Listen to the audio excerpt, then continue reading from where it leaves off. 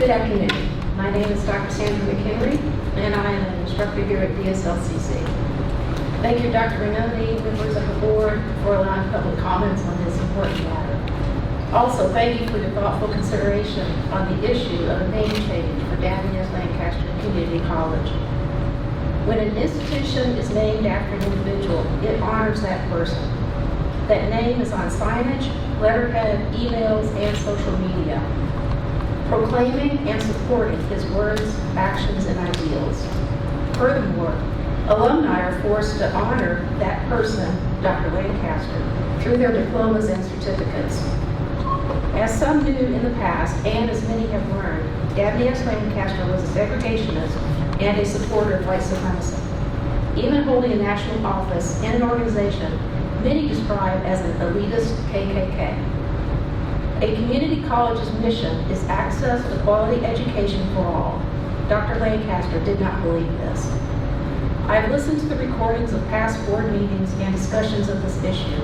I've read the literature available on the website, and I've responded to both surveys made available by Dr. Renoni. My position has been, and will continue to be, that a name change is appropriate, overdue, and the right thing to do.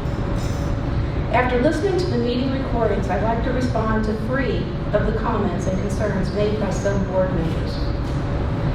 The first one is that we can't change history.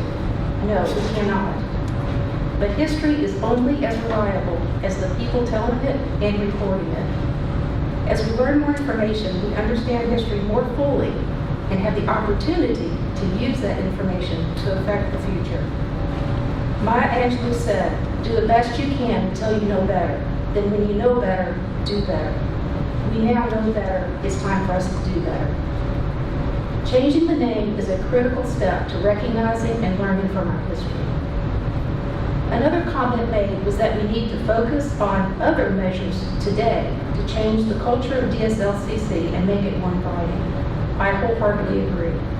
But we cannot underestimate the value of taking definitive action on our name, publicly stating that we do not support a white supremacist, and no longer forcing our students to identify with a segregationist.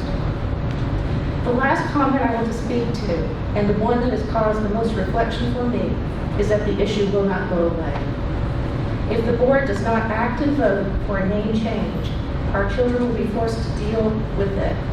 They will again have to look at our past and attempt to justify and explain. One of you rightly spoke about caring enough as stakeholders in this school to make sure that this generation and the generations after don't have this hanging over their heads. It's baggage they do not need. As you prepare to vote, remember that Dabney S. Lancaster's mission was to limit access to education for some people. That mission is inconsistent with our own.